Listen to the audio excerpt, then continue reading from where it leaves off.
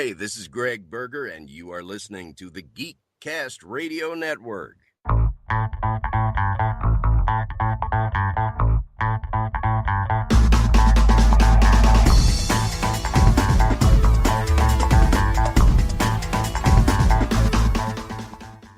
Hello and welcome to episode 173 of the Cinema Geeks. I am one of your Cinema Geeks, Optimus Solo, and joining me for today's episode is Ladies First Hard Candy Mandy. Hey, I miss Matt. Movie Revolt Dan, hello. Hi, I'm not Matt. Sorry. And we are down one Fridley Cent today because during his vacation week he saw Solo 4 times and Deadpool 0 times. So he is not here to talk about Deadpool, but we are. We're talking about Deadpool 2, but don't worry, Matt will be back to give you his extensive and well-thought-out thoughts on Solo, a Star Wars story, at some point in the very near future. So, as someone who picked Solo as their number one draft pick in our box office draft way back when, I appreciate Matt trying to give you some love for me and trying to build it up. So, I just reviewed the part where we did our actual picks to see, because I couldn't remember who was on whose team as far as movies go, and I'm a little disappointed at a couple of my picks already, so it's not looking like I thought it was going to when we did that episode, that's for sure. The certain animated film I picked did not do well. Another sci-fi film I picked did not do well, so Amanda picked a film that we're going to have to insert special rules for because it then decided to flip the script and release directly to Netflix, so that didn't make any money. So made no monies.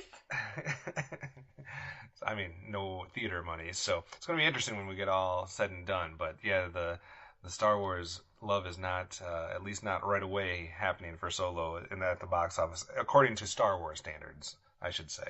It's doing fine as far as movie standards. Wouldn't you say, Dan? Oh, yeah. It's, I mean, a little disappointing for me personally, just because, I was hoping, and I kind of regret. I, again, underestimated Deadpool, but I still got Incredibles. It was my number 2, so... I still think you got a very solid team, Dan. You got a lot of... you don't have a miss in there, I don't think. Whereas I clearly had 2 with Ready Player One and Sherlock Gnomes, so that was not pretty.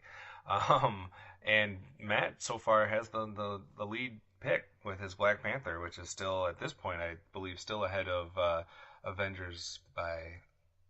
a substantial amount. I mean, Avengers could catch it, but it would have its work cut out for it. So we'll have to wait and see how the rest of the films that have yet to be released, which is most of Amanda's picks outside of... You had another miss, too. The Super Troopers 2 did not make any money. So that will hurt you as well. Spent all the money on weed instead of going to the movies. But we are not here to talk about all those films. We are here to talk about Deadpool 2. And we're going to start, ladies first, with this one. Amanda, why don't you first... relive the hate that you sent the original chapter in this film franchise, and let everybody know what your thoughts were on the original Deadpool, and then transition into what your thoughts were at Deadpool 2 in comparison. Well, I was not prepared for a memory section of today's podcast. Specifics, I don't know what the hell I said, except I didn't like the strip club scene, and it was way too much like... I don't know. I don't think they used rated R and, it to its full potential. It was too, I don't know, chauvinistic maybe? We'll say that. But I still went to see the second one. So what did you think of Deadpool 2? I liked it a lot better than the first one. I think it had a lot more heart. Some of the original jokes were back, but they kind of, upped the ante a little bit. Instead of tiny hands, it was tiny something else. And, Dopinder decided to go full on a rogue badass in this, and I think that, the news story surrounding him being more of the anti-hero, not just saving something with his own interest, but, reaching out to somebody else and making a different connection and helping them in a way to become that, anti-hero, to make you say, all right, well, he's not so bad. So overall, more positive on this one. I would say I liked... As far as opening thoughts. Yeah, I think that, all around it was quite a bit of the same, but it did have its improvements. Dan, we were a little bit more positive on the initial chapter in this franchise. So what were your thoughts of Deadpool 2 in comparison? Did you think it was a lot of the same, an improvement, or diminishing returns? I think it was a good mixture of old and new. I think it's tough doing a comedy sequel. Deadpool is in a weird situation when it comes to be a comic book sequel in the sense of it also is a comedy, probably comedy first, and we all know that comedy sequels don't tend to work because you're trying to relive or recapture that same magic, and it's a little bit difficult. So I don't think it's probably as fresh and as exciting as the first Deadpool because it just couldn't be. It's a case of diminishing returns. But I think they maybe realized that they realized, okay, we're not going to be able to kind of rest on our comedic chops. We're going to have to add into a little bit something new, and I think it's a little bit more ambitious. As Amanda mentioned, I think they try to add it in a little bit more heart. And I'm coming into this. I am a big fan of both Cable, Deadpool, and the character of Cable. The comic Cable of Deadpool is a big comic that got me back into the world of comics. So I was very excited for this, and I thought they really got both of those characters pretty right and smartly did to who Cable is because it's super convoluted. But I thought overall, and I thought there were some really good surprises, and still found ways to subvert the typical expectations of a comic book movie. So I there were some jokes that didn't land. I don't think it for me was as funny as the first one, or at least there were some misses. But I thought it might have in a way been a better movie, or at least a more complete movie. I agree with a lot of what you said there. I think you're right where this one is obviously not going to feel as fresh or maybe as inventive when it comes to the style and the tone because it is going to be a lot of what you got in Deadpool 1, but I don't know how they would have not done that. So it would have been weird if we would have all got to Deadpool 2 and it was a totally different type of humor or style. That would have just been jarring. So I don't get, a few of the complaints that I've heard as far as being I don't know what people were expecting if they weren't expecting the same type of humor and style because that doesn't make any sense to expect something different from Deadpool as it's been set up. So I think it's expected. So maybe not quite as fresh and inventive, but I still think it had funny moments. It still had a lot of clever jabs in writing and stuff like that. But I think you're right. I think even though it might not have been as fresh from a comedic standpoint or a style standpoint, I think it's a better overall story, has more intriguing characters, and probably is a better complete movie than Deadpool 1, at least in my initial viewing of this film. So I think there might be some cases of diminishing returns, but I think overall the sum is a better product for me, I think, than Deadpool 1 just structurally from that standpoint. Amanda, when you break down some of the characters that are presented in here, did you have any favorites? Obviously, like Dan mentioned, we have the addition of Cable as played by Josh Brolin. You do have some return characters, and you already mentioned one of them. We also get some small parts from Negasonic Teenage Warhead. Vanessa's obviously back. I can't remember the name of his landlord right off the top of my head. Karen something. I think they call her Blind Al, though, right? Mm-hmm. And then we have also some other additions. We got Julian Dennison from Hunt for the Wilder People coming in as Fire Fist. We have Zazie Beetz as Domino, and a few other characters as well. Which ones worked, didn't work? How did you like the characters and the actors? I really liked Fire Fist, the kid from Hunt for the Wilder People. I loved him in that. I think that was a great movie, and I think a lot of his humor is a bit the same in this, and I think it works so well for him. Kind of like the thug life didn't choose him, or he didn't choose the thug life chose him. I feel like that's his plight in life. You know what I mean? Like, he's not cool enough to be a gangster, but sometimes he does pretty gangster stuff, and he has a super gangster mouth. So I think it made for some funny moments with him, especially in the lockup situation. And I felt for the kid. You know what I mean? And I think I really loved is it Domino? I really loved her. She was cool. And I like that we got to see some more of the X-Men with the girlfriend. What's the girlfriend's name? Dan, do you remember the Negasonic Teenage Warhead and her friend's name? Yuriko? Yeah. I just don't ever feel like we get enough of their powers, but we did get some cool stuff with the metal dude. What's that guy's name? Juggernaut?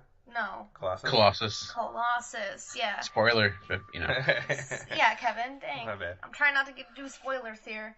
And speaking of spoilers, I won't give it away, but there's a really cool moment in the X-Men mansion that I really liked. Super brief, but I enjoyed it. And there was a couple surprise new, like, mutants or people with powers. Like, the Skarsgård popping up. Like, I did not expect to see that, dude. Talking about the X-Force? Yeah, so I wanted to see more of them and more, like, show of powers, but that's just because I love mutants and stuff, so. Dan, did anybody not work from you from a character, or what were the standouts from a positive standpoint for you? I don't think anyone didn't work for me, but I did like Josh Brolin's take on Cable because he was ultra serious. He's not the most complex character in the world, but he had a good take on him because he works well when being the straight man to a character like Deadpool. And in a way, it felt like Deadpool and him are in two different movies, but it works because Deadpool's aware of that. So I thought, having them together was a good approach to it. So yeah, I agree. I really love Josh Brolin as Cable in this. Like Amanda said, Julian Dennison so far for me is 2 for 2 in the two films I've seen him in. I really liked him in both. I thought they did a slight improvement with Colossus. I thought that was slightly better than what we got in the first film. I think the only one for me that might have been less effective was Dopinder. I liked him a lot better in the first film than I did in this one. So if there was like one letdown or one that I thought was less effective, it would probably be that character.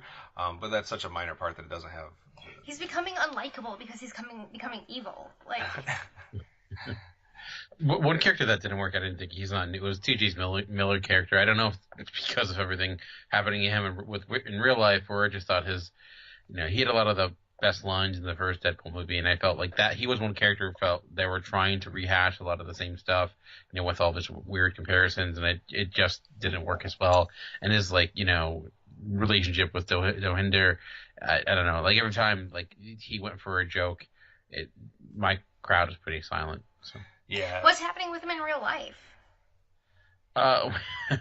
It's a long story, but at one time he falsely accused someone for, I think, saying that they were going to blow up a train or something of that nature, and he did it on purpose, and there's other accusations against him. I think I don't want to speak out of turn because I think he was part of the Me Too stuff, if I'm not mistaken, but I could be wrong. But I know there's been a lot of accusations. I know he was arrested for that, but yeah, there's been some. Gotcha.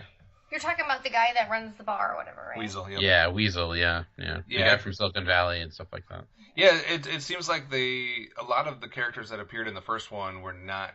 Maybe it's more of a broad thing. Like they shifted the focus away from them in a way, or didn't quite use them as effective, and kind of did much better with the characters that were new. Not 100%.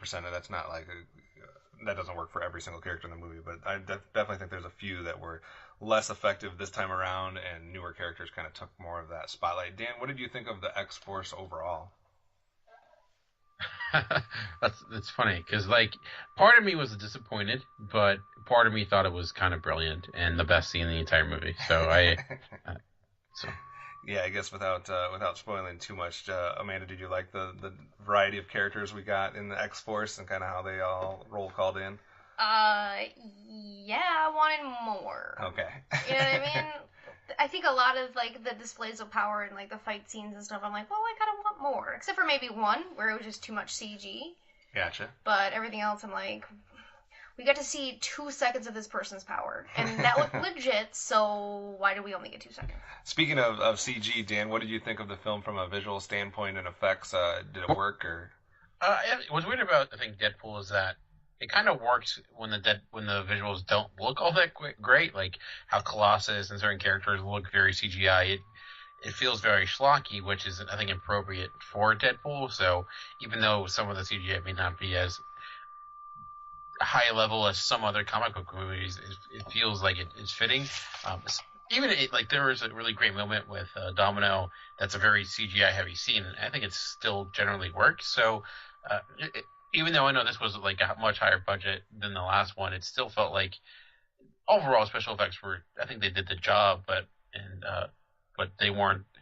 I think all that much more improved compared to the last one, which in a way I think makes sense because it feeling cheap is part of the joke. Right. Yeah, I agree with that. I think it gets a pass for some of that because it seems like it's somewhat intentional or somewhat fits the stylized version of what we're going for. Another question I had for both of you guys, I know you touched on it a little bit already, but Amanda, what did you think of the humor overall in this one? I know you thought the first one was maybe a little bit more chauvinistic, I think you said. So what do you think of the humor in Deadpool 2? I mean, I already touched on how similar it was. I think some of the, I guess since you've already dropped the Juggernaut bomb, like, I think some of the stuff with him didn't really work. Like, it was, like, too vulgar. But that's the movie, you know what I mean? So it kind of made sense. I just don't think everything between, like, him and Colossus, like, landed. Do you have any highlights that you thought were overly funny that you can remember, or was it just kind of just a more of a general? I think something that I should have thought was really hilarious that I didn't think was all that funny was the baby legs thing. I don't think that it was funny, but I don't think it was as funny as drawn out as they made it. Gotcha. What about Dan? Did you think that there was any highlights from a comedic standpoint that really stood out, or was it just more of a general tone that was funny like the first one, or what do you think the humor as far as what landed and what didn't? I thought the interaction between Cable and Deadpool, like I mentioned, I thought that worked well. Even Cable and the kid, I can't think of, or sorry, Deadpool and the kid, I can't think of his name. Firefist, as I mentioned, the X-Force scene, and Peter he was to me a comedic standout. He had some really good moments, and I thought too, like in the final moments, the use of there's a score. I'll just say that, and it was pretty ridiculous and juvenile, but it is a very juvenile type of sense of humor, and that may not be everyone's cup of tea, and I get it, and it usually isn't mine, but in this context, for some reason, it works for me. What did you guys think of? Because I heard a couple of complaints of people as far as the opening credits and some of the things like that we got from the first one with the comedic style of who's doing what and that like that. Did that come across as already been done, so it shouldn't be done again, or did you find it humorous with the way they handled the opening credits, Amanda? I don't know. Like it wasn't as awesome because it wasn't as fresh like it was in the first one. But I think that if you're gonna do it in the first one, you might as well do it in the second one. What about you, Dan?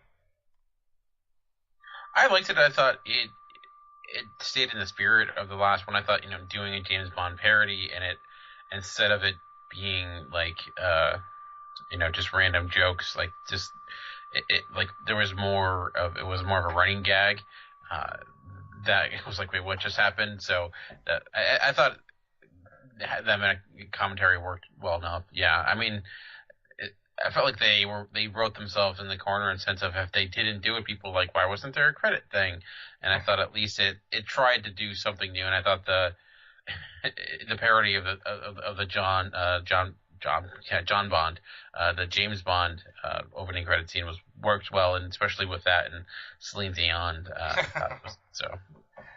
Yeah, I didn't have a problem with it. I kind of expected it too, so it wasn't something that was eye-rolling for me either. I think most of the comedy worked in the same vein that it did in the original film. I think the only times where I had a slight problem was where I had a slight problem with the fact that I felt like throughout the movie, characters that were not Deadpool were taking on his comedic style and joke, humor, where I get that might be somewhat of the point, but at times for me it felt out of place from a few characters where they were making. I get where you're going to be funny and have a sense of humor, but I wasn't expecting as many characters to be as, I guess, crass or crude, I guess, with some of the jokes.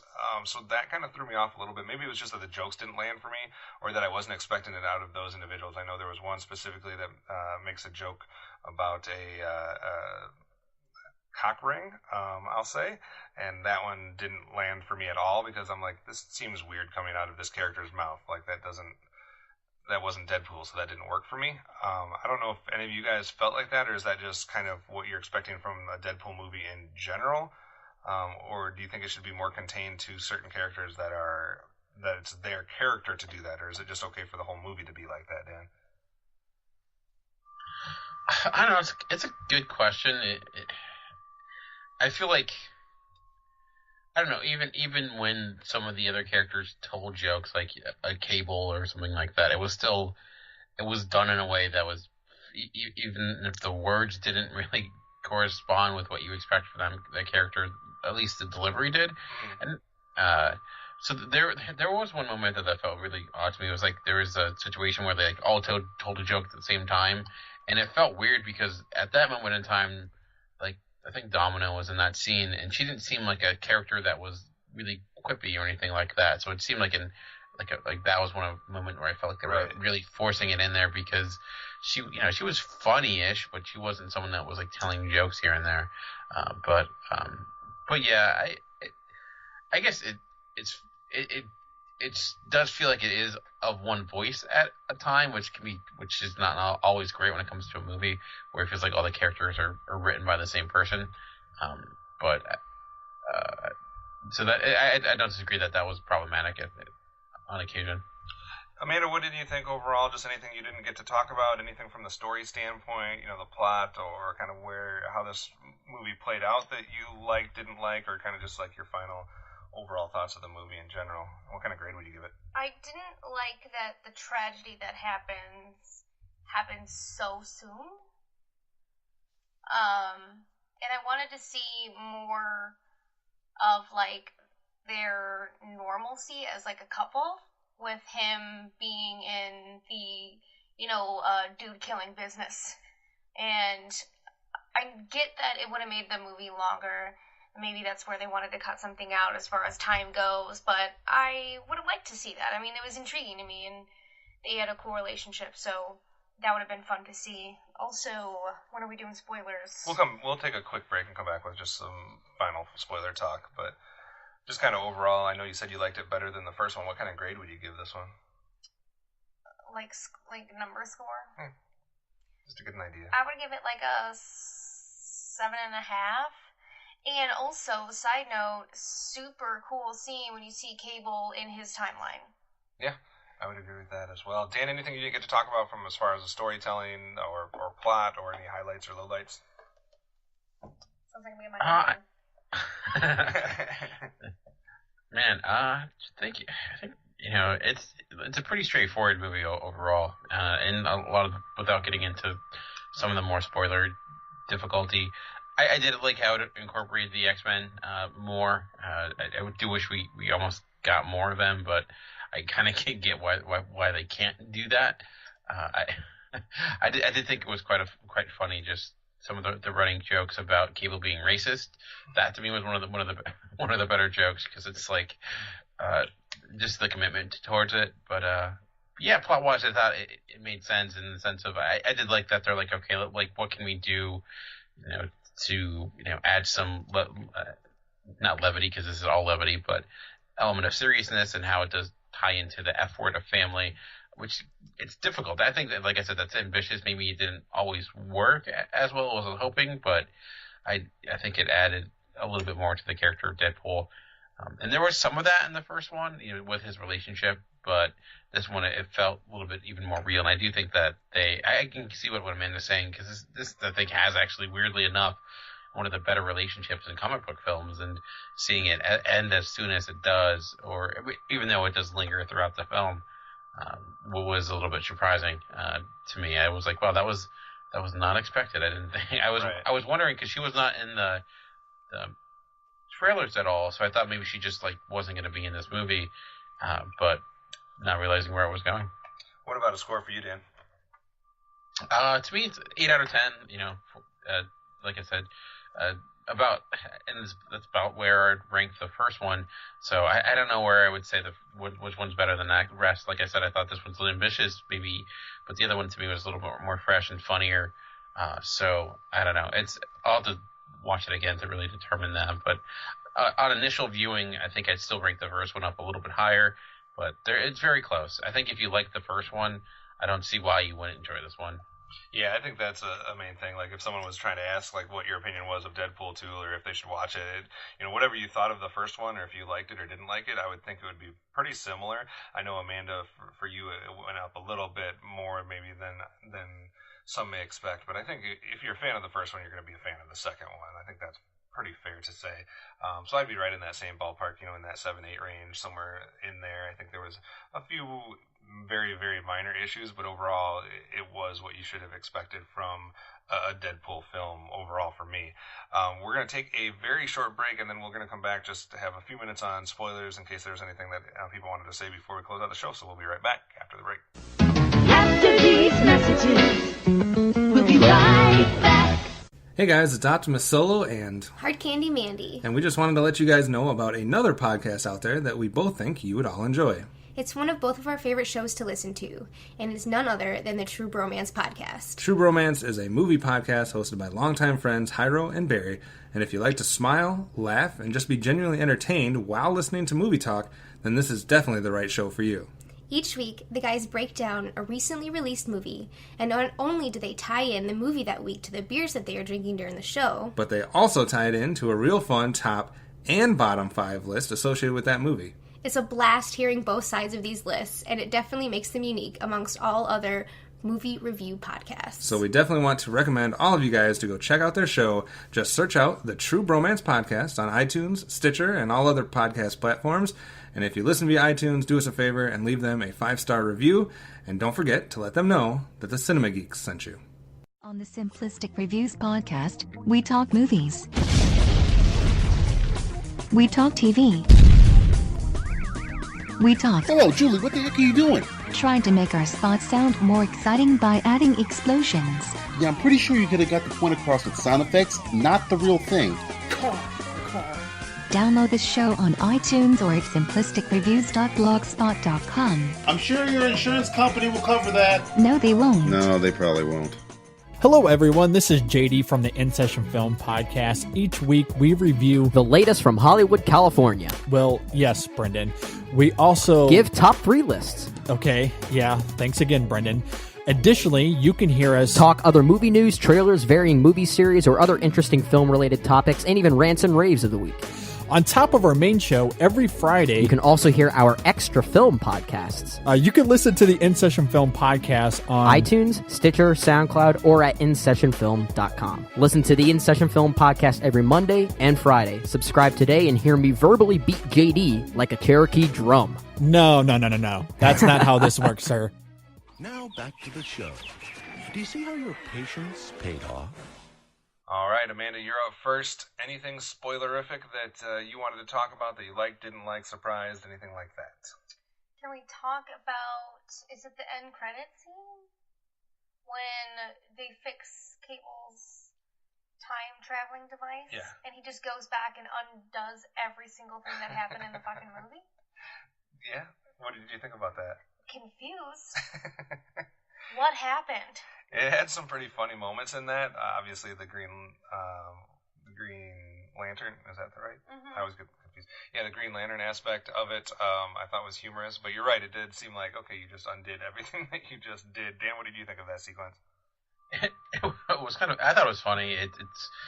First seeing him, seeing him go back and kill the Deadpool from the X-Men movie. I was actually thinking they would go further with it and like fixing all the continuity weird stuff when it comes to the X-Men movies, because there's a lot of it like that doesn't explain certain things. I was kind of hoping they would go more of it, and I think it fits the line of Deadpool, because Deadpool is a character that weirdly enough never really learns anything. So even though he kind of went through that journey, he's like, yeah, but I'm still going to try to save her because that's what I want to do. So, and then to me, it's kind of cool because it's like they can have their cake and eat it too, because now she can come back to the other movies. So, yeah, I thought, it was unexpected, but I thought, I don't know if that's going to be something that they go with, or if it in a way it doesn't make sense, which kind of falls in line with a lot of the X-Men After Singer stuff, which when you look back at it doesn't make sense, especially starting like X-Men 3 The Last Stand, where now Professor Xavier's alive because he's in the body of another person. So it's just, to me, it's like going even another step further with it, with how it fits into the X-Men movies. Yeah, I thought it was very humorous. I wasn't really sure if it was just being played for a joke or if it was being serious as far as holding some type of weight in future movies. But either way, I thought it was humorous with what they did with that. Dan, other things spoiler-wise that you wanted to highlight that you either liked or didn't like? Well, one, I think that we kind of already talked about it, but Juggernaut, I did really like that. I thought it was great seeing him in the movie. Once they hinted at, like, okay, there's someone else, some other big bad or what have you, like, okay, who could that be? I was like, it could be the Juggernaut, but they already did the Juggernaut. Would they do that again? I'm like, I'm not sure. And I thought it was going to be like the Blob, which is this dude who's just like gigantic and fat because it would fit in line with Deadpool, and he certainly have a lot of jokes for it. But and then the Juggernaut, I don't know if it's his theme or it's Colossus's theme, but the ridiculous take on their score with their fighting was kind of funny.